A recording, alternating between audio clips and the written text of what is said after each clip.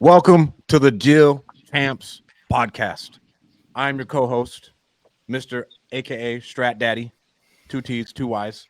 We have Mr. Captain America, Dean Rogers, the Master of Hair, Jason Pritchard, and Mr. Hawaii himself, Alex Camacho. There he is. There he is, the man. Show him the yard real quick. Show him where you're at.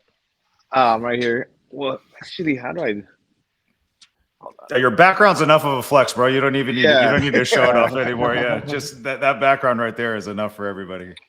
Yeah, the ocean's like right here, but you can't see because of the light. Let's go. But my name is Stratton. I'm a real estate investor and entrepreneur. We have a 7-figure real estate portfolio. We show people how to do their first wholesale deal in real estate. Real estate absolutely changed my life like everybody else here. I started off playing college football, dropped out of college, had no life skills, and real estate's what helped me make some money. We have Mr. Captain America, Dean Rogers. What's up, guys? You're the co-host here. My story is a transition from the NFL to corporate, then to real estate, and been investing in real estate for a decade now in Central California. I've done over 550 deals, getting close, very close to 600. Rental portfolio, almost 10 million, and coaching students how to get started and create successful businesses. You guys can always connect with me at deanrogers.com. And then Mr. Captain America, Captain of Hair, not Captain America. He did the hair today too, no hat. Hair is ready. What's up, guys? It's Jason Pritchard, your other co-host. A little bit of background on me. I was in corporate America for 15 years. Absolutely hated my life. I burned all the boats, went full into real estate 2014, and have not looked back since. We flipped close to 400 houses. We own a rental portfolio worth just over $10 million, about 100 units in there. And like Stratt said, real estate has fundamentally changed my life, and the goal for me, and I know for us on this podcast, is to try to transfer as many of the skills and things that we've learned to you guys that are watching. I love our host, our guest today, Alex Camacho. He's got a ton of really cool things to share with you guys, so I'm really looking forward and excited for this one. All right, and then our special guest, Mr. Hawaii, Alex Camacho, the deal maker. Mr. Worldwide. This guy's all over. Aloha, my three brothers of another mothers. Oh man, excited to be on here. Tell my journey. I've been investing now for about 6 years. Grew up in Southern California, learned the ropes early on as far as just working for other investors. I've been in mortgage, I've been in real estate, agent, all that stuff, and all that experience has helped me be a better real estate investor. And I've been able to just basically create a lifestyle business where I get to flip houses in LA, but live in Mexico, live in Hawaii, and then I also have an apartment building, a multifamily deal that I'm working on in Phoenix. So there often. I'm there a lot too, and just love what I do. And I also host meetups in Southern California and other places too, but mainly in Southern California. And so we have a community of real estate investors that we're building. And you guys have been you speakers at our meetups. I know we've kind of been on each other's pods, podcasts, and just another extension that here, just continue to collaborate on helping elevate other investors wherever they're at in their journey. Hell yeah. Thank you so much for coming on, bro. Real quick, if you guys are listening, don't forget to like and subscribe. Go hit that button right there. And the whole mission of Deal Champs, we want to give people actionable steps to go implement in their business. Every single podcast that we have done, I know all three of us get something that we can take and implement the next day. And selfishly, that's why we kind of have this, so we can talk to dope people and make more money. So if you guys are listening, there's going to be tons of gems for you that you can go and implement in your business. And if you want to be on the next podcast, go to deanrogers.com/podcast to submit your next deal. We've had some awesome deals come on. But yeah, that's all I got. And then if you are listening, we got our number one listener who's always here. Guys, we love the interaction. Mr. Pat Hilton. Not liking this show is like saying you support full-blown communism, hate the American dream, and want to collapse of a successful future for your children. I love that, man. What a review. What a review. I love it. What a review. And he doesn't miss. He gets the notification, and he leaves the best comment he can. Thank you, Mr. Pat Hilton. Shout out Thanks, to Pat. Shout out, Pat. All right, let's get this thing going. Camacho, bro, what did you do before real estate? Lots of stuff. I started in banking, so got part of the financial system, bank teller. Then I was in new accounts, and then I was selling home equity lines of credit. So that was a cool start. Helped open me up to just like the financial world. But in banking, there's a ceiling. You're not going to make more than like 80, 100 grand. Didn't like that, so went off into the mortgage business before the whole debacle in 2008. Yeah, I'm pretty old, and so well, I started pretty young, let's just say, and made some money, man. I was in Hollywood popping bottles every weekend, doing what you do when you're mid-20s, making multiple six figures. And then the market crashed, and then I was like, damn, maybe I need to be better. Maybe I need to have some habits, some mentors and all that. So I thought I'd be back up in a couple of years, but it took longer than I expected, man, and just tinkered and toyed with other stuff. And I went back into the mortgage business after that, and then that didn't work out. And then I found real estate. Being a real estate agent helped me kind of open the window to the real estate side of things, because I had been part of the whole finance side of real estate. And then that just led me down that path of doing a whole bunch of distressed sales, short sales, loan modifications, all of these like foreclosure type of situations people were in during that time from like 2008, 2013, 14. And I found that I really like the stickier stuff, the stuff that maybe has more upside potential because there's investment. There's like more spread. There's ways to make more money than just selling someone's house or helping someone buy a house. So I resonated more with that, but I didn't take action. I did some Airbnb arbitrage. I did take action. I just didn't jump on real estate investing when it first came into my life. And then fast forward 2017, I came across Bigger Pockets. I started kind of that seed of, oh, hey, I think I could be a real estate investor, continue to grow.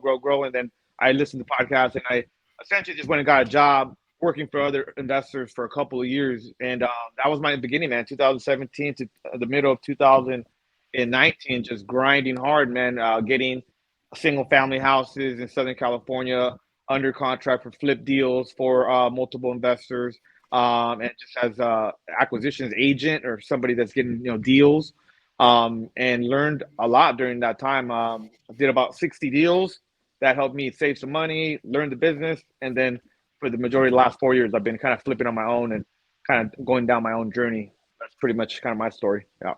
But I got a lot I want to unpack in that. How did you get back up on your feet? And then what took longer than you thought? Yeah. So because I dug myself a pretty big hole then, meaning I had multiple properties that I lost during the mortgage crisis, because I had bought properties with no money down, because there was these, 100% financing type of, loans. So I didn't buy necessarily cash loan assets or deals that I could flip or anything like that. I bought single family houses that, that had no equity.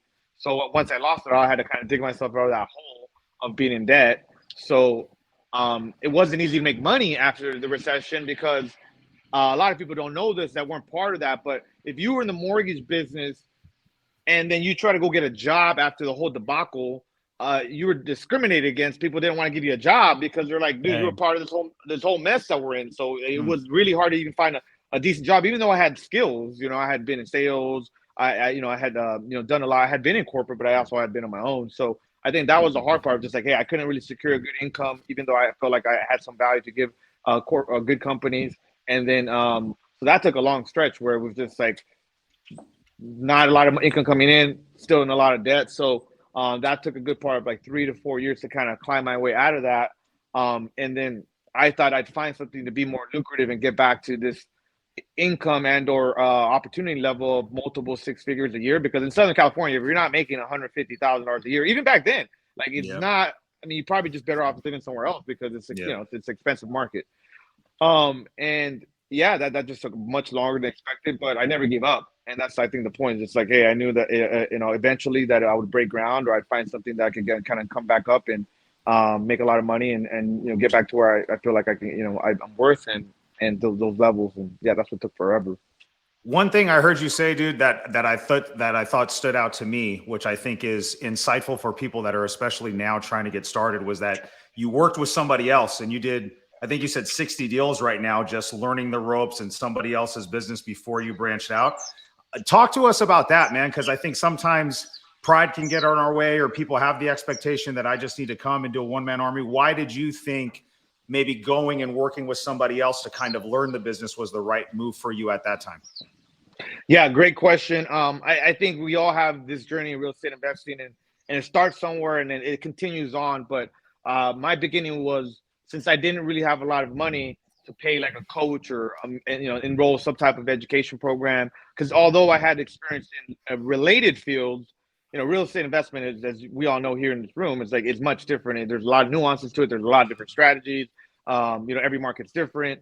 And so I just learned that I likely had to then go the other route and go work for somebody. Fortunately, I did have skills that I had, sales skills, negotiation skills, real estate experience that could help me and help me secure a job. It's not like this guy, the first guy that hired me, he wouldn't have just hired anybody. I mean, he was a savage investor. I mean, he was fixing and flipping in Southern California, 20, 30 houses a year. He was essentially doing exactly or very close to what I wanted to do. Fix and flip like 20 to 30 houses a year, keep the very best ones, make a lot of money, and be able to just kind of like be a professional home buyer. Like, that's why I always looked at, hey, this could be a fantastic vocation. This is my job. I get to do what people sometimes don't even do in their whole life, or maybe a couple times in their life. I get to do it every month. It's my job to fix up these houses. And, I just felt like there was a lot of win-win to it. So I looked at it from that approach of like, I don't think I'm going to be able to be super profitable my first year or two, because I've been in commission-only jobs before through, with the mortgage business and all that. There were some months I made, $8,000. There were some months I made $80,000. I mean, it just depended on what I was, how many loans I was bringing in and deals I was bringing in. So I always liked that, being in control of my own destiny. And so, but I wanted to learn how to fish, because I know it's a very nuanced field, and Los Angeles, Southern California is a super competitive real estate market. So I went to go do that, and I did. It was literally swallowing my ego like every day, because I was working for this other guy. He's making the majority of the money. I'm locking up this deal that he's gonna make 80, 90, $100,000 profit, and I'm making $2,500. Like that's not an easy pill to swallow every single day or every single month. When I'm looking at bills and I'm like, hey man, I'm only making this $2,500 salary, and if I'm lucky, another $2,500 on a deal, because he only wanted fat deals. But it trained me how to find fat deals. So like, I was learning to fish. That's how I was looking at it. This is my education. This is my apprenticeship phase, as I like to call it. So it helped me with all of that ego that gets in the way and saying, hey, I'm too good for this, because it was a step back.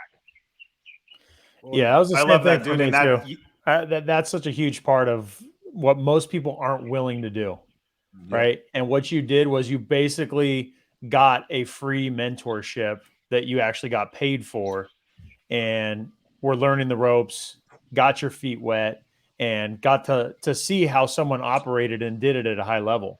So, I mean, from our perspective, that's something to be really considering if you're just getting started, is working for someone else so you can get that experience and put your hustle to work. Yeah. I mean, because people go to college for 4 years, 8 years, 10 years to be able to earn hundreds of thousands a year. So I'm thinking, well, if it's only going to take me maybe 2 to 3 years to really learn this game, and then I can make, $500,000 a year pretty consistently. A house flipper can make that in Southern California on, a handful of deals, 4 or 5 deals. You could do that. Or even just call it, what he was doing. I saw he was making $2-3 million a year, or I think around $2 million a year, and he had a great lifestyle. So I'm like, dude, I want to do that. And it was tough. And I would take a lot of notes. I mean, every little thing that I would come across, I'm like, this is good. Let me write this down. Let me write this down. Let me write. I was just in learning mode. It was all about this. Oh, hey, you know what? Why did he talk to that person like that? Why did he ask this question? Like, it was like granular. That I was just a student more than it was a job. It was like, this is just learning right now. I'm not going to make a lot of money. Dude, that's such a key piece of information for anybody that's listening and thinking about going that route. You can approach that situation in one of two ways. You can show up and treat it like a job, just like Alex got done saying, and just show up, punch the clock, do your thing, and then that's it. Or you can show up and be a sponge. You can be the first one there. You can be the last one to leave, and you can be observing and absorbing every possible thing. And I think that's the difference. And people that I've mentored and coached and that have worked under me that are the most successful are the ones that have approached that phase and that season in their life with that outlook. And that's such a huge nugget and a takeaway for people that are thinking about getting in the business, because when you're on the outside looking in, you don't see the risk that the business owner takes. Wow. You know what I'm saying? And like, we all understand that now. And you've seen both sides of it, Alex, where it's like they don't understand what our overhead cost, our marketing costs, all these things. They see these checks, but they don't realize everything that's associated with getting that deal across the finish line. And we're always the last ones to get paid. You know what I mean? And so, it's really, really, really cool that you're able to gain that experience and then transition on to the next chapter, man. Bro, I think most people should. I mean, because I don't let people work for me. I don't think Jason really has people working for him. Dean has an internship program for people to come in and just learn. And I really don't think people take it seriously enough, dude. Because working for Alan, I did the same thing as you, Alex. I came in and I worked for another guy who was like one of the biggest investors here in town, who's a mentor of mine and Jason's. Changed my life completely, bro. Yeah. Sucked up everything, just like you said. Yeah, it was tough, on one part, but at the same time was also really satisfying because I'm like, damn, I'm in the game when we'd buy another house or this other thing would happen. And I was part of it. And also I continued to grow while I was working with, because I was just a telemarketer, but then I noticed that the guy, his right-hand man, wasn't that good of a closer with leads, with homeowners. He was good at negotiating with agents when it came to like deals. I know, but he wasn't really good at converting homeowners, because it's kind of a little different. I think you guys can agree, right? Closing a homeowner and getting that contract and or getting a deal from an agent, I could have a different like sales process. It's just different. It's like kind of more B2B or B2C. And so I kept on pushing, like, hey, can you please like let me take on one of these appointments? I think I could do good at one of these appointments. And I kept on chipping at it, and then finally he relented, and then I closed deals. And so a lot of times in mentorship too, you got to push your mentor to help you take on more responsibility and or learn more. And they like that. He liked it. He's like, hey, man, this guy's, what if Robert, the guy that was right man, what if he's not around or something? Or what if he's busy on something else? And now I can trust Alex to do this. And so that didn't happen right away. But within a couple of months, I was like, hey, man, like there's a little bit of a weakness here. And I think I'm strong here. Let me push to continue to take on more responsibility so I could learn more. But, bro, it's providing more value. And we were talking about it yesterday about how much value you bring us. Like, bro, you're always leading with value. Everything you're doing, you're leading with value. Thank you, brother. I appreciate you, man. Yeah, I think one of the qualities you have too that stands out amongst the people that I know that are successful is you're an active learner. It's not like you learn and then you just kind of keep doing the same thing. You're constantly trying to find new ways to do things. And I think having the experience you did at first and taking that information, applying it, getting better, and then being able to go out on your own is where a lot of people fall short, because they just kind of get in a routine or a habit, and then they start saying why things aren't working, but they're not growing, right? So I think that's a big part. What were we going to say, Jason? I was just going to say, so what did the transition look like after you started getting traction, Alex, and started thinking like, okay, I'm ready to kind of fly the nest and do my own thing? Was that a smooth and seamless thing from where you were working to breaking off and doing your own? And then like, how did you like manage all of that stuff? Because I know a lot of people, their goal isn't to work for somebody for the rest of their lives. Obviously that wasn't yours. You wanted to do your own thing. So how do you, like, for people that are watching that are thinking about going down that road, how do you suggest they approach that conversation if and when they get to that point where they're ready to kind of fly the nest and do their own thing? Yeah, that's a great question, because I battled with that. Because what happened is I was working for one investor for like about a year, and then I left to go work with another investment company that was bigger and had a little bit of a different business model. I worked for them for a year and a half. But after about 2 years, I felt about ready because I had the skills, I had the relationships and all that. At that point, I think I had done, it was somewhere around like 50 deals or so. Where I was the lead person. I'm the one that got the contract, or I'm the one that got the accepted offer. And really it was all acquisitions for me. I was the one that led on that deal. But I still didn't really have that much saved. I think I had still 30, 40 grand. It just wasn't enough. So, but I didn't feel like I was learning that much. But I was still doing a lot of deals for that second company. And then I had this kind of breakthrough moment where I had a bit of a disagreement with the ownership of the second company about like marketing, because they were primarily buying houses through like the foreclosure trustee sale. And then that was dwindling down. And then they created our department to start buying from wholesalers and direct to seller. And then we started doing better than their department, but there was so much more resources going to the other department. And all I was asking for is like, hey, can we put a little bit more money into marketing, direct to seller? Because every time we do it, we crush it. I get, fat deals better than what we're getting from these wholesalers, better than we're getting on MLS. Because, granted, at this point, I was literally buying a house a week for this company. So at my best month, I got them like 8 houses. So I was just a buying machine. And I felt like I had earned the right to like run a department or get a little bit of a marketing budget. Like, hey, I'm helping you guys make. I'm doing many ways. I was kind of carrying the company, and I was like, there's 40 people in this fucking company. What's up? Like, But at the end of the day, like, they didn't really want, from what I can tell, that they didn't want me to run. Like they wanted me to just be a great acquisition person, right? And they didn't want me to per se go into leadership or into management or like that. So I just said, you know what? Then if you guys don't want to market, I'm going to start marketing direct to seller on my own because I feel like it's worth it. And then at that time, I was doing a lot of started doing a lot of social media, and I attracted a couple younger wholesalers, and then they started kind of bird dogging for me and getting some deals or looking at some opportunities. Long story short, I secured 2 of my own deals independent of that company. Not in my eyes, it wasn't a conflict of interest because I was spending my own money to get direct to seller. I was still helping them buy 5 houses a month. It's like, yo, all right, you don't want to do it, then I'm going to do it. And sure enough, I landed a couple of deals, did joint ventures on those deals. And then I had a breakthrough month where I made $100,000 in a month.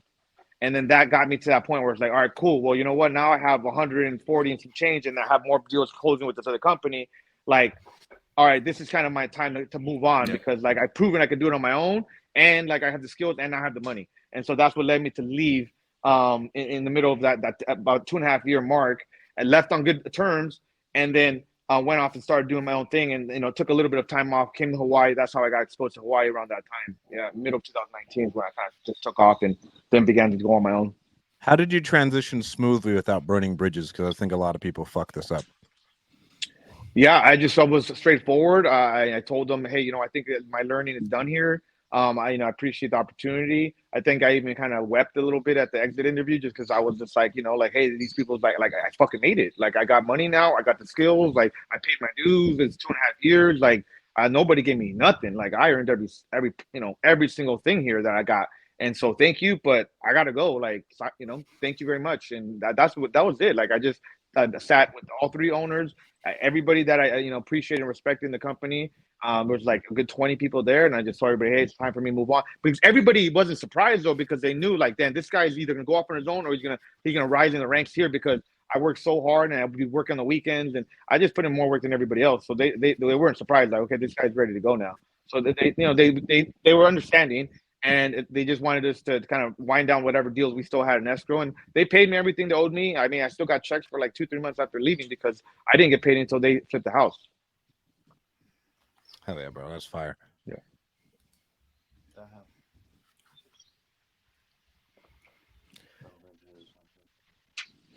So then Alex, go ahead, Dean. I was just saying, this person said my learning is done here. That's not offensive, and any decent human would appreciate that. I agree, dude. You handled that the right way. All you can do is when it's time to go and you've learned your thing is you can be honest and straightforward and transparent, and that's it. You know what I'm saying? And I think that's the best way not to burn any bridges. It's when people start doing kind of like shady things behind their, you know what I mean? And they're hiding things and they're doing things that are very obviously like in a gray area. That's the stuff that can kind of, I think I speak for all of us. Like if somebody was a rock star underneath us and we just knew that they were good and they paid their dues, like I don't think any of us would be mad. I think if anything, we'd be proud of them. You know what I'm saying? And so I think that's the right approach, man, for sure. What made you find Hawaii? You said as you were going through that transition, you landed up in Hawaii. What made you say, yeah, I want to go check out Hawaii and spend some time here? Yeah, so that was right at when I left that company. I think it was like June 2019. I felt like I needed some time off, man. I've been going hard. I literally been working like almost 7 days a week because I'd go to all the open houses on the weekend. I mean, for the good part of a year and that year and a half, I was working for them. I was going hard. And even the year before that, I was working at night on Uber. I didn't even tell you guys on that. I was working at night on Uber for the first guy, not for the first guy, but after cold calling all day long, I'd go, drive for Uber. And so I was grinding hard for those 2.5 years. So I just felt like I needed a nice long vacation. I went to Hawaii for I think it was like a 10-day trip. And then reached out to Brandon Turner, the big real estate investor podcaster. He happened to be on Maui, so we kind of met up, at church, and he just gave me his time. I really appreciated it because he had been an idol of mine. And so he invited me because he liked my story of like, just coming up, right, and hustling and working for other investors. He resonated with me. He's like, hey, I think you'd be a good addition to this mastermind we're about to have. So I was just at the right spot, right time. There was like one slot left. And he gave me the opportunity to come to his mastermind, which was like 10 days later. I think I was leaving like July 7th, and his mastermind was like July 17th. So I like booked my flights, book accommodations, and pay them I think it was $5,000. So it was like $7,000 for this 3-day mastermind. And that was a lot of money for me. Remember, like I had worked all those 2.5 years to save up the almost $150,000 or so. And then like, I got to pay like, this huge amount, but then I get this opportunity to be around like 29 other people. So I did it. And that opened me up to, all these amazing relationships with Ryan Pineda, and Brittany Arneson, AJ Osborne, Brandon Turner, all these big people, Tarl Yarber. I can name and go down the list. It's just a bunch of all-stars that a lot of people know now. Back then they were already successful, but they weren't as, they weren't as famous as they are now. Yeah. And sure enough, like that opened me up, that expanded my network, that inspired me, all that. So I went back and executed for about a year from that date. But in the back of my mind, when I left Hawaii, I just thought, man, there's a lot of ugly houses here too. No offense, but it's just like every city, every area, there's distressed property. And I looked at planning, and when I was here, I'm like, man, that'd be nice if I could flip houses in Hawaii and spend some time here. And then I started posting a little bit about Hawaii sometimes every so often. And Brandon stayed in touch and said he had a desire to like flip more houses in Hawaii. And he had a partner that wasn't really executing the way he expected for the flipping, because he was just the money guy. He wasn't the active flipper, but he liked that the flip that they were doing here on island. I think they had done 3 or 4.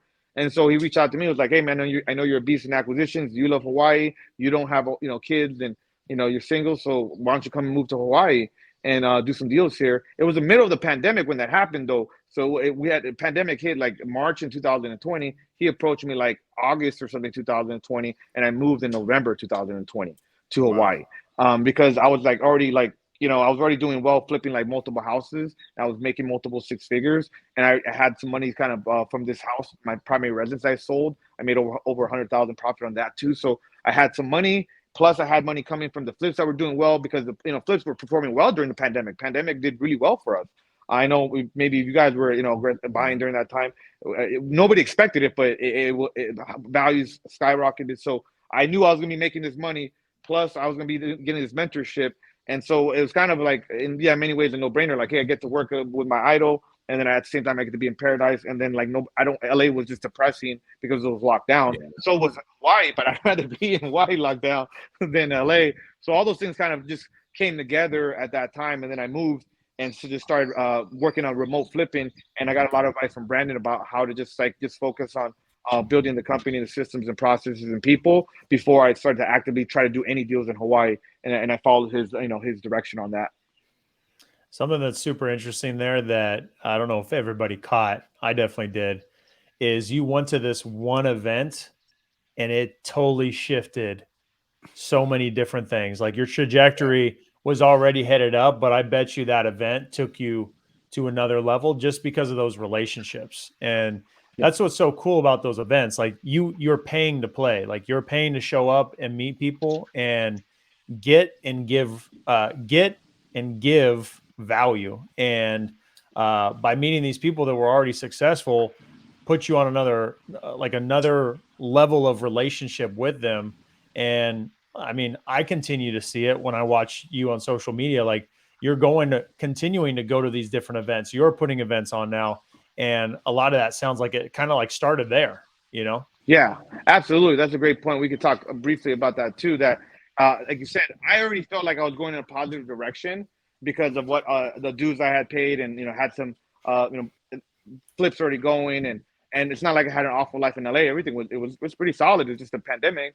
But going to that event did a bunch of stuff. It expanded my mind about what was really possible, or if I was even thinking big enough when we got these people with jets and having to depreciate jets because they're making so much money within AJ Osborne and some of these other people that had huge like followings, and how lucrative having a bigger following was, and all the stuff I got to see, really the nuts and bolts of the lives and businesses of people way more successful than me. That is crazy valuable. I don't know. I mean, I cannot understate that, right? That you're looking into the life and business of people that you want to be like, or that are rock stars. They're doing way better than you. That, you just can't duplicate that by any, YouTube video or some book that you read. Like, it's genuine relationships, and you could then also lean on those relationships after the fact for more help, more guidance, more mentorship. Because in many ways, I think for sure I was like the smallest fish in the whole group, which I was like, how the hell did I even get in here? Like, this is crazy.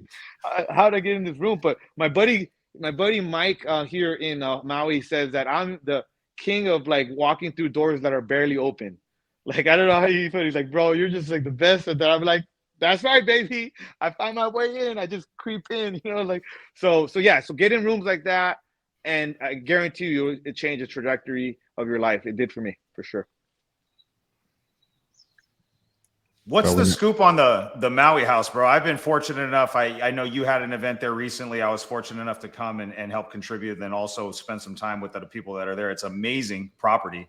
What's the backstory on that house, man? How did you come across that thing? I know, I think you're there now, right?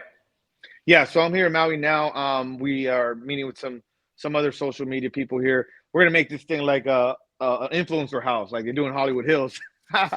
I'm joking. I'm halfway joking, but essentially, I didn't do any deals when I moved to Hawaii right away.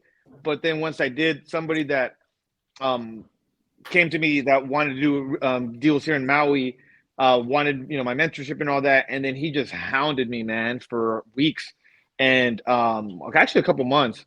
But I've come to find out that he was like in some door-to-door sales, so he was following up on, and he thought I could really mentor him, help him, and I was reluctant at first, but then since he followed so much, I gave him my Deal Machine password, because I had Deal Machine where we were doing that.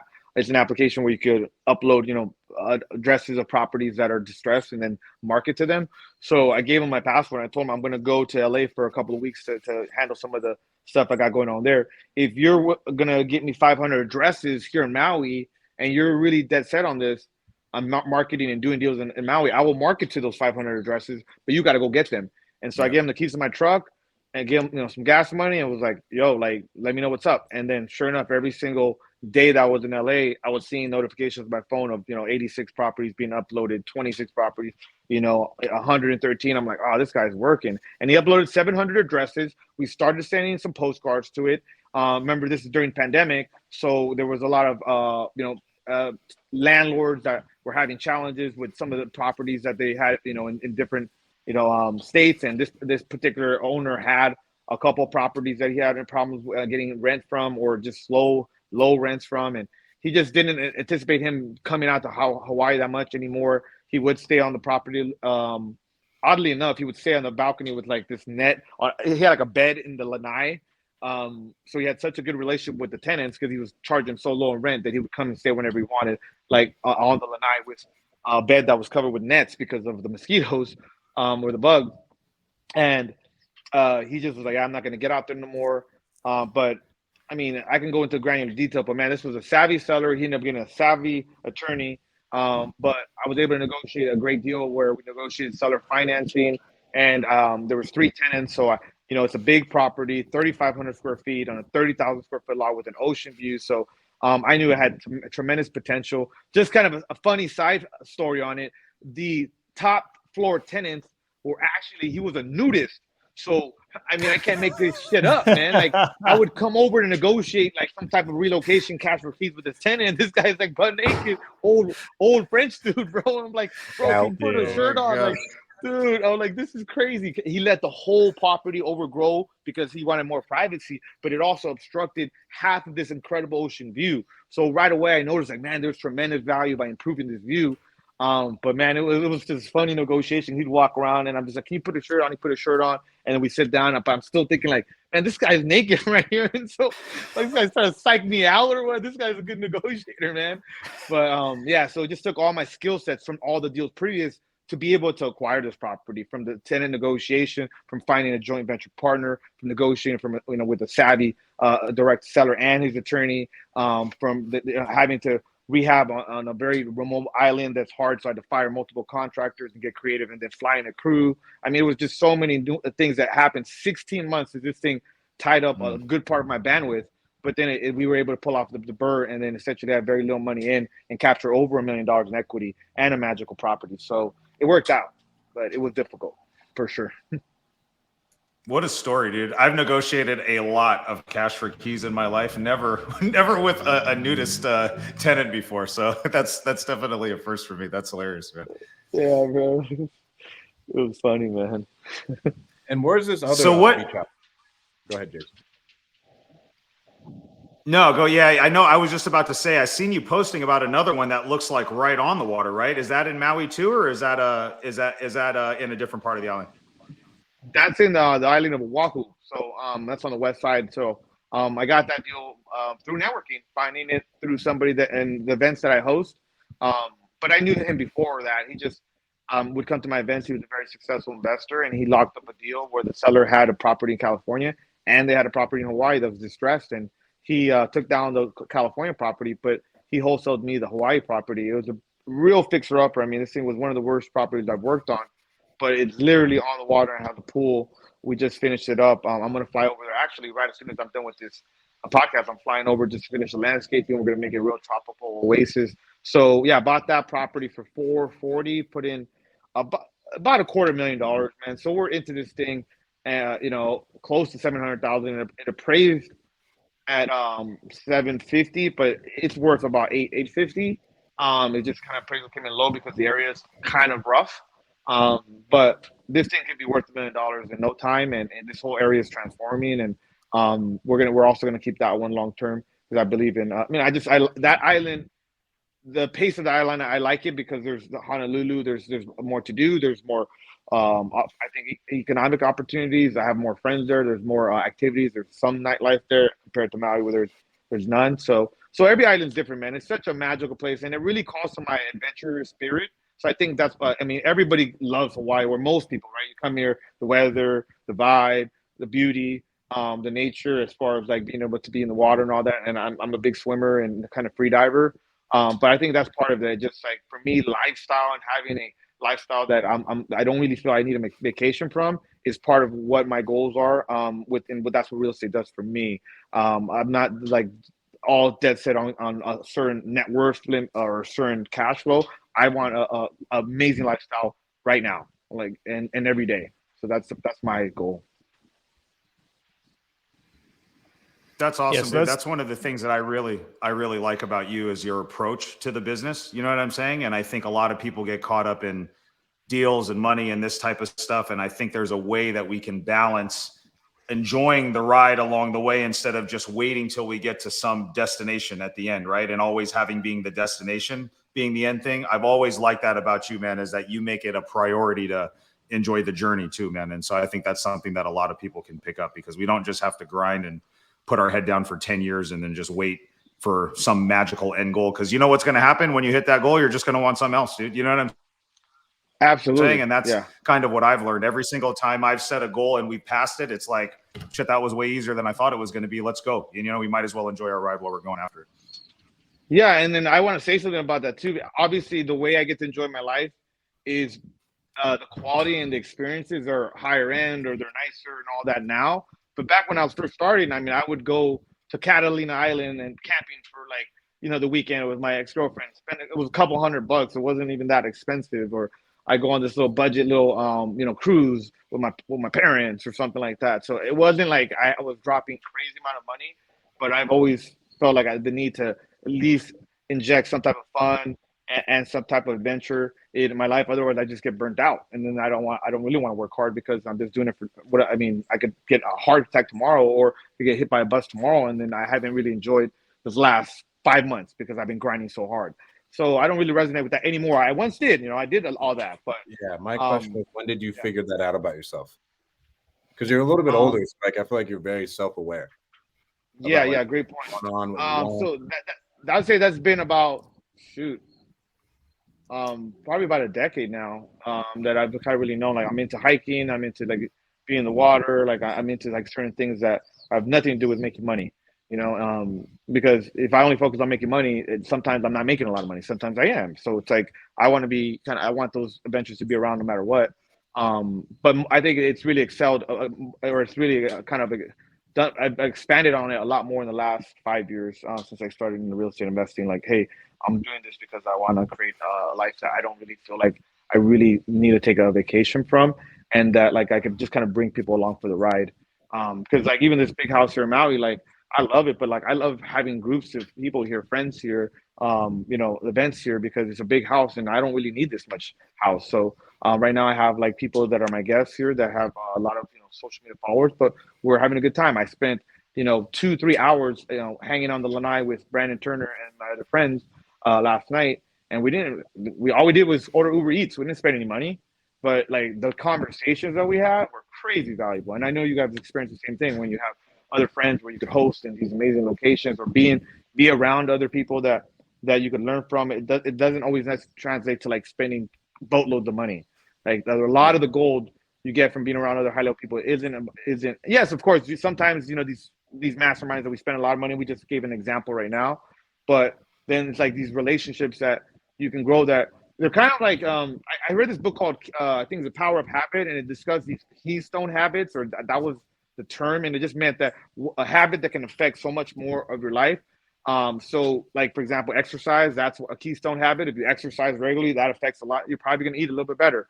So I feel like there's relationships like that too. There's keystone relationships that you need to develop in your life.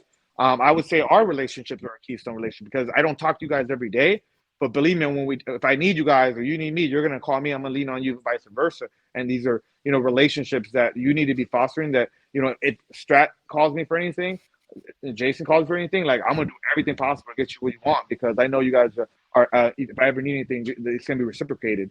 So I think people need to pay more closer attention to these relationships that could have tremendous, because Brandon Turner in that relationship is arguably my most valuable relationship because of what he's like kind of taught me, influenced me. He always makes introductions, and he doesn't have to do that. And I do anything possible to add value to his life too, where I'm just like, okay, hey, I know I'm fortunate to be part of your circle, but I'm always going to be bringing value because if I don't, then like you have a lot of other options because of who you are and all the other people that want to be around you. So, yeah. Yeah, being intentional with your relationships, I think that's another thing I can tell with you. And again, while the three of us value our relationship with you, because like we're intentionally trying to add value. And once you are in the position where you're trying to grow, you're trying to level up, then you just want to be around other people that are trying to do the same thing because we just lift each other up. So I think that's the power of finding people in alignment like that. Yep, absolutely, dude.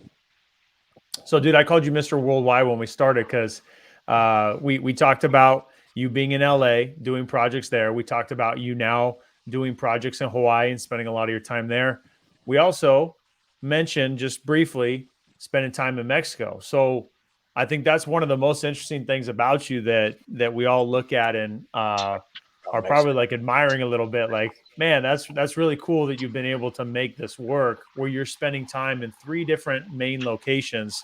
Tell us a little bit more about that. Like, how do you coordinate those things? How do you actually be intentional about making that work rather than making it work for like a month and then just realizing, oh, I can't continue doing this? Like, how have you been able to consistently make that a part of your life? I think it's just step by step because remember I was already in Hawaii, remote flipping LA, so I'd had to go to LA like every couple of months. I'd pop in for like a week. But I was living in Hawaii, so I was spending the majority of my time in Hawaii, and I would go over to Oahu and I'd be over in Maui and I checked out Big Island a couple of times. So I was really committed to just being in Hawaii. But I think there was something missing.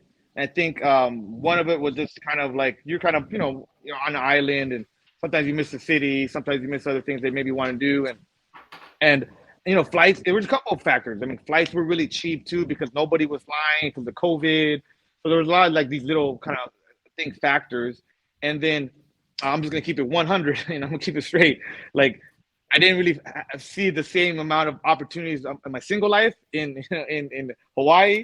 And then LA, I just didn't see, I had already been living my whole life in LA, so I was single. I'm still single now, but so I had a buddy of mine that had been traveling for a while. He was a real estate investor. He was pretty much semi-retired, and Dude, he was just living in South America and Mexico, and he'd, we would talk here and there, and we decided just to kind of hang out and do some trips in Mexico. So I told him to come out, hang out we hung out first in like Puerto Vallarta, the coastal town, and then I he wanted to go visit Guadalajara, and I grew up going to Guadalajara. It's like the LA of Mexico. There's a bunch of direct flights from LA every day, and from other airports around the country, because it's like the second biggest city. And so I was already very familiar with Guadalajara. I went there. We had a blast. I mean, we'd go for like 2 weeks, and we'd stay at penthouse apartments. We'd eat like the best restaurants, and I just resonated with like living lavishly, but with like barely any money. I think I would spend maybe $100 a day, from like my hotel and then all the stuff we were doing. And so for 2 weeks, I'd spend maybe $1,500. And I mean, we had a blast. And I like that a lot. The nightlife in Guadalajara is amazing. The food, and they just known for some of those most beautiful women in the world. So I'm like, hey, dude, this is a good fit for me. So I just started going down there on maybe every quarter or so. And then, because I also have a lot of family there, so it just hits a lot of like check boxes. Like I could see my extended family, I could just live lavishly. The food is amazing, the women are beautiful. Just all these things, all these factors. Because a lot of times when you're dealing with Mexico, you're dealing with the Cabos and the Cancuns and some of the touristy places that like you're not getting that savings. You're paying retail, just like if you're going to any other destination, and that's not the case in Guadalajara. You're getting a great ROI or a great experience for the price. And then I had the family and all that, and so I went down there. I think one trip, my last trip there before I got a place, and one of my cousins was like, "Hey, you should stay in this other area of town. I think you'd like it. It's not too fancy and bougie, but it's not like kind of like this bar area scene that's maybe not as safe as maybe you would like because it's Mexico." I'm like, cool. So I went and stayed there, and I ended up checking on the Airbnb of a building that was like, this thing was like the Ritz-Carlton or just like this adult like playground, I felt like, because it was built for like working professionals, but it had all these amenities, and I really liked it. And I'm just like, how much does it cost to live here? And what do you need to actually get approved? And I asked the front desk, they put me in touch with the leasing agent. And they basically was like, you just need your passport, 2 months bank statements, and like proof of residency in the States, and we can get you approved. I'm like, done. I called my VA like right away, like, hey, send this over. They sent it over, and I was approved like while I was still staying there. And I was like, damn. And then so I got a 1-bedroom apartment there. It was like about $1,000 a month.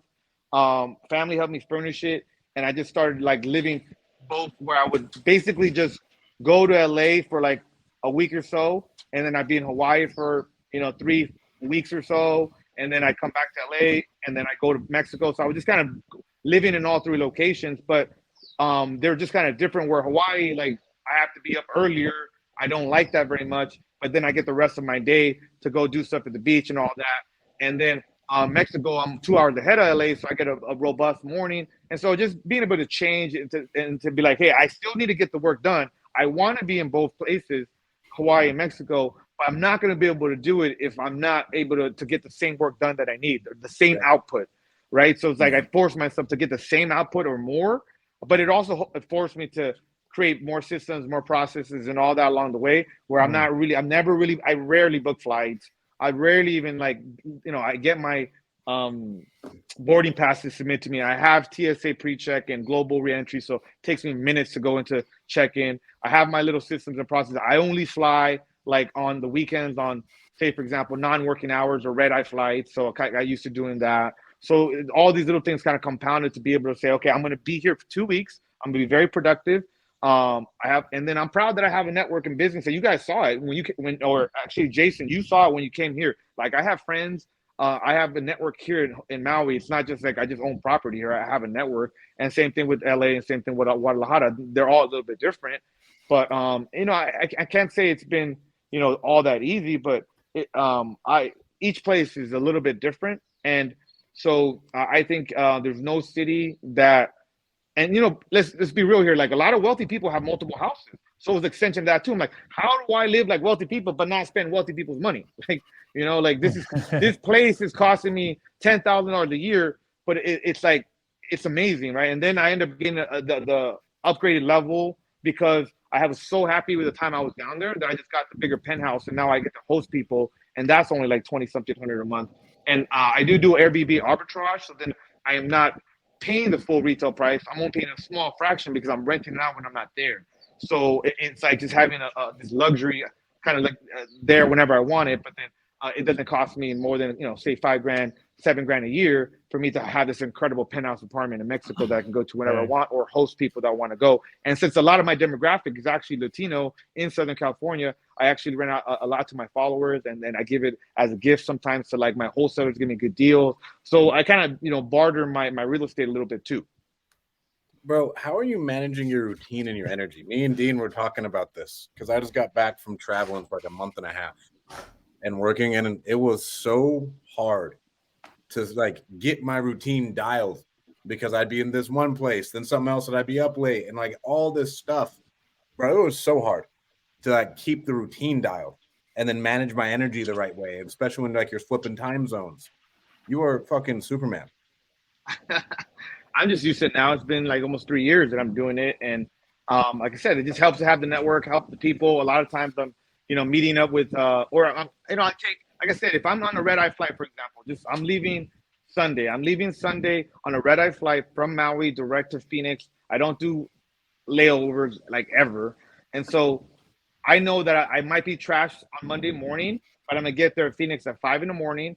On my Airbnb, or I'm staying in my apartment building there, so it's already ready to go. All I got to get there, I can sleep as long as I want, right? If I need to sleep till noon, I'll sleep till noon. My team knows, like, hey, this is a travel day for Alex, so like don't bug him unless like it's really, really like important. So I probably won't. I sleep on the plane. I have my little routine for that, and so maybe I need to take another hour or two when I get there, and I'm ready to go by 10 o'clock. So a lot of it has to do too is I'm going to cool places, doing cool things. So I'm excited. Like it's like I'm going to Phoenix. I have friends there. Like I'm gonna go check out my apartment building. Although I'll say I'm probably more excited to go to Mexico than I am going to Phoenix, but that's another story. But yeah, man, it's just I'm excited because the places I'm going to, man, it's just I'm going to Hawaii, I'm going to LA, I'm going to Mexico. So I'm not like like I have a lot of energy because of where I'm going as well. Sorry, we try not. One of the things, dude, I heard you say. One of the things I heard you say towards the end, right now, Alex, was your social media following, and that's the thing that I think that you do very well, right? And I think a lot of people miss the boat. I think all of us on this call understand the value of it, but what are you doing with your social right now, and where do you see that going? How has that helped your business? What are you doing? What's your approach to social media? Share some tidbits to the people that are listening that maybe know that they want to get on, but they don't know exactly the first steps and how to really, stay consistent with it. Yeah. So, I've been big on social media now, or, I've just been committed to doing it for about 4 years now. My original attraction was because I was doing so much of looking at so many houses. I was just showing, hey, I'm in this side of town and I'm looking at this house, I'm looking at that. So really just kind of documenting that, hey, I'm putting in this work and it's kind of fun. And I'm looking at these ugly houses, check it out. And then once I started actually getting leads from it and I closed my first deal on it, that's what like really sold me, because I'm like, dude, I just made $90,000 on this lead that I got from Instagram because I've been posting and people see that I'm flipping houses in LA. So that was like a big, big key. So that sold me on it right away. But then I continue to stay consistent with it because after I got into Ryan Pineda's coaching program, and he was really committed to it, he was explaining a lot of things that I was doing for his business. And so I started taking even more of a calculated approach to it and a system approach to it. So right now I essentially just film for 2 hours twice a week. Usually it's just vertical short form content. Sometimes it's very specific about flipping a house or something to do with investing. Other times it could be a little bit more generic because I do have somebody that does editing for me that also kind of helps consult. Hey, this is kind of what's working. This is not analyzing our numbers. But I've noticed that it just kind of evolved over time where it just takes less of my energy, but I can plug in more people doing it, and I only have to film and then script a little bit and think of some ideas occasionally, and the rest, like, I can have other people doing it for me. So I do spend about $3,500 a month on social media, but the return on investment is huge because it gets people to my meetups, it gets me deals, it gives me capital for some of these, obviously for investing and doing deals with people. So money partners and private lenders, it gets me contractors, and it gets me team members. So I like to say we're always looking for those four things as investors: deals, money, team members, and contractors. We're always looking for that. And we're never not going to look for those things. So if social media can help you attract all four of those, why would you not do it? Like you're a bad business person if you're not implementing social media into your business strategy in some way, shape, or form. So that's kind of did that answer the question? Yeah, rock solid advice. The next thing I wanted to maybe wrap up with is to talk about the events that you're doing. So you mentioned earlier that Stratt, Jason, and I, we've all been at your meetups. We've spoken at your meetups. I can tell you one of the things that you mentioned is your networking, being very intentional about it, getting with the right people. When we showed up to your event, like we were insanely impressed with the quality of people that were there, the caliber. Like it was a room full of people that were interested to learn, but were already doing incredible things, right? And we're excited to be there. So, how did you start with events? Like, where did that start? And then maybe talk more about like what you're continuing to do now, where you see it going. Yeah, so I started to do events back when the COVID started by doing virtual meetups because I was attending virtual meetups, one that was Hawaii based and concentrated in Hawaii, and one that was like a probate attorney investor in LA. And so I was attending their two meetups, and I remember thinking like, oh, I think I could do what they're doing. I mean, I just had to promote it a little bit, and then we can get 20, 30, 40 people on to just talk about some of the stuff we're working on and see what they're working on and just network because we can't actually go to any live networking events because before COVID hit, I would go to some networking events. I wouldn't go to a bunch, but just a couple. And I also noticed that, like, you know, there were a lot of older people. There wasn't a lot of kind of people that maybe I felt like were my demographic. And so I just started doing my own, you know, webinar. I called it a webinar, but it was sort of like a virtual networking / sometimes we would actually talk about, we would do deal reviews. We're like, hey man, we're doing this deal, so we're gonna review it with you. Like, and so we do live deal reviews, and people like that because they're like, damn, like these guys are showing the game like for free.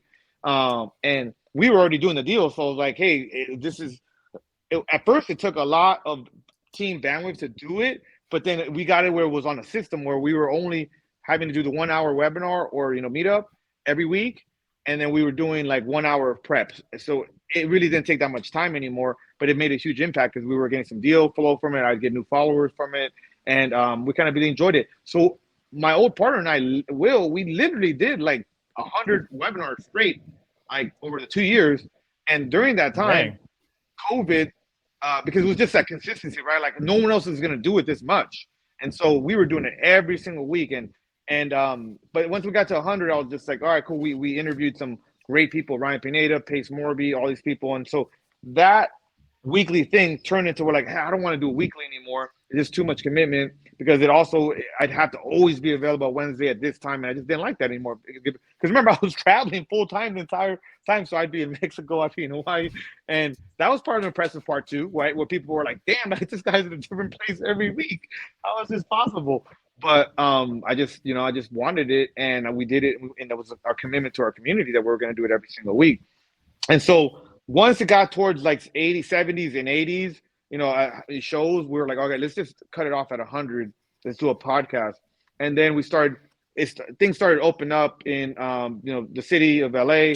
People started like go out again, and so we started to do meetups at our current flips, and then those started to do really well. We raised some capital from a couple. I'm like, hey, this is kind of cool. Like, we're going to show off the project. We can show it off when it's done. We can show it off when we first buy it. We can show it off when we're middle of rehabbing it. There's so many ways as an investor. If you buy one house, you can literally have 3 meetups there, right? Right when you buy it, right when you're rehabbing it, and right when you finish it. And like, that's good because it can show people the life cycle of the deal. So we would do that, not on every single deal, but we were just doing that consistently, like once a month instead of doing it once a week. We were still doing meetups, but it just were like, you know, more infrequent. And then we were getting, like, we would get maybe an average of 20 to 30 people on the webinar, sometimes more when we had special guests.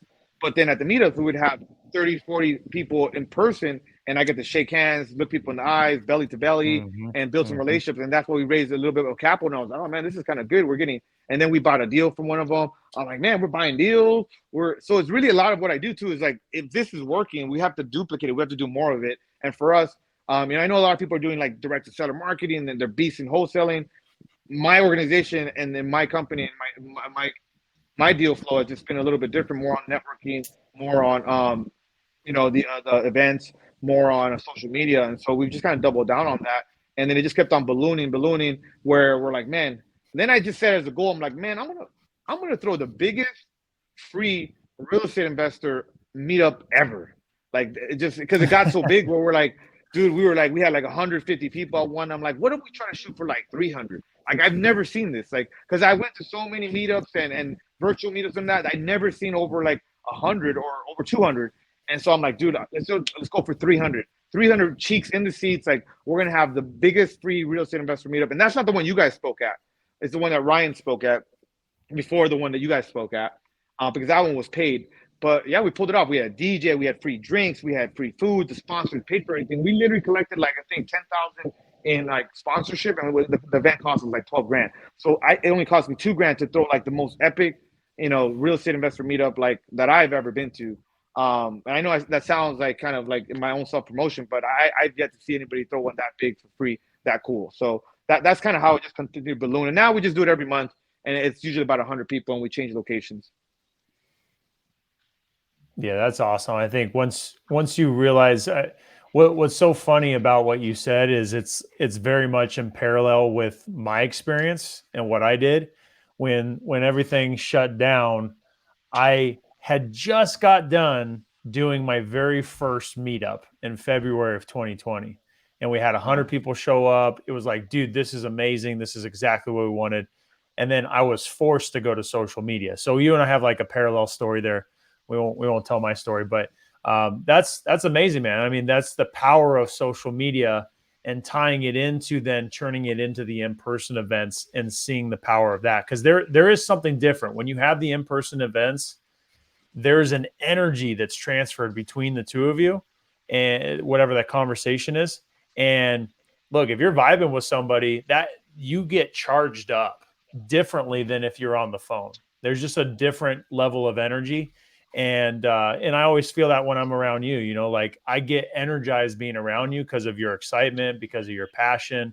And there's almost no way to replicate that online. Right. So I think the fact that you've taken it in person, you continue to throw these events, has helped you grow, and it's helping other people grow as well. So, I applaud you for all the efforts you put in there.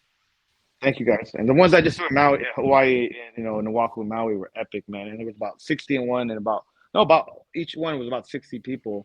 And man, the conversations, the growth, the connections made. I know that a lot of stuff is going to happen, and it's going to come back around because like I'm kind of hosting all this. So I had like 3 meetings this week from the meetups from last week that I had in person because people were like, "Let's do business. I got some money to deploy," or "Hey, I want to talk to you about this opportunity, this a deal over here in Maui." I'm like, "All right, cool. Let's talk. Come over to the house." So yeah, man, it's a real thing. You're right, like because it's social media. But when they meet you in person and they feel like, damn, I could like really do business with this person. This is Dean's a real person, Stratt's a real person, Jason's a real person. Damn, like, and so it ties together. So if you do both, well, man, it's powerful. We've all seen it. House is a flex too, bro. I don't know if you guys like follow the muscle. He uses his house so much as like a networking opportunity. He's like, bro, come up to my house. Right. So the other day he had like Pace, Andy Elliott, and a bunch of everybody over there. And it's like dope house. Right. So you get to use your house and it makes you even more money. That's what I love about it, bro. Yeah, bro, come over. Yeah. Come over to Maui, guys. Come on. Come over. Yeah. Right. Let's go. That's cool. Well, dude, it's been such a pleasure to have you on. We always love spending time with you. We always are learning things from you. We're getting energized, inspired. So we love the relationship we're building with you. Want to keep it going. For those of you guys that are watching this on YouTube, make sure you guys like and subscribe. If you're listening to it on podcasts, Apple Podcasts or Spotify, make sure to leave a 5-star review. Man, been such a pleasure to have you on, man. And yeah, any famous last words? Oh man, so yeah, I think the main thing is just having the mindset and the commitment that you're gonna do real estate investment. Like this is your business, your life, and just I think that's the critical key to it. That you make the commitment to do it, and then follow through with the action and just jump all in because this business could be life changing in a matter of years. You could be like standing on mountaintops that you never expected. Like I'm sitting in this 3,500 square foot house with a crazy ocean view, in Maui after 5 years of grinding hard. This is my 6th full year. So, and I'm just, a poor immigrant kid from LA. So if I can do it, I'm sure there's other people out there that can do way more than what I'm doing. So let's go. Go, brother. Like, where can they I think, my most used, right now, my most used handle is Real Estate Dealmaker on Instagram. So you could reach out to me there, or I'm also on Facebook, and I also have, YouTube channels. So just YouTube me there. And we have a bunch of those recorded webinars with some free game. Check it out. Cool. Yeah. All right, man. Well, thanks again for being on. We definitely appreciate it. And until next time, guys, we'll catch you later. Peace. Aloha.